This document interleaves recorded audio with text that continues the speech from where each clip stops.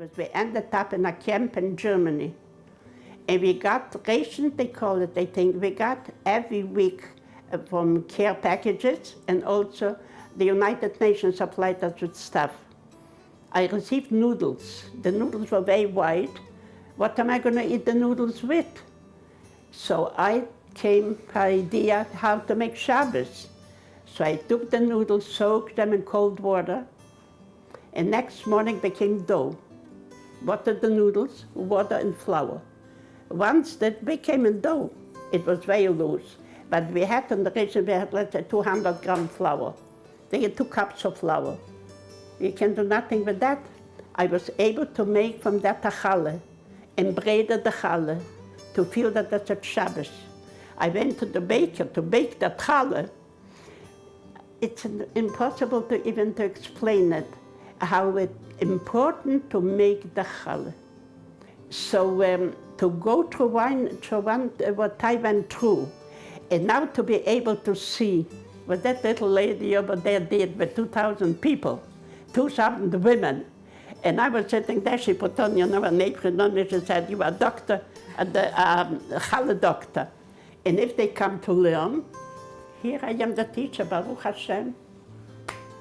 As I can do it, and I still remember, in so many years, since I was a little girl, I just know, how old I don't know, because I had to come on a stool, I couldn't reach the table.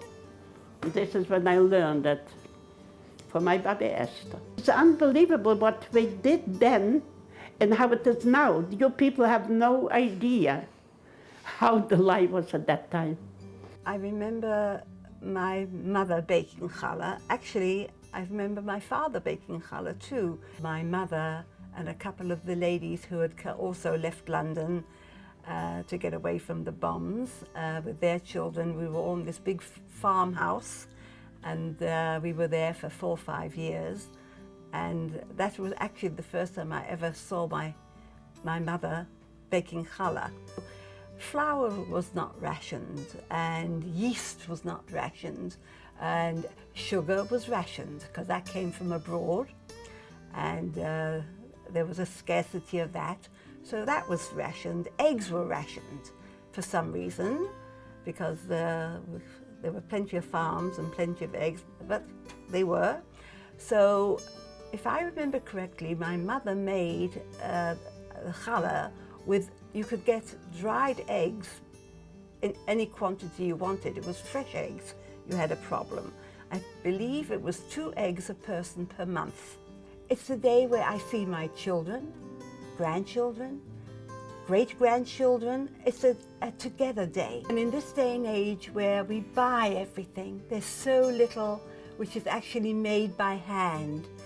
Here is something an art which we have not let go by the by.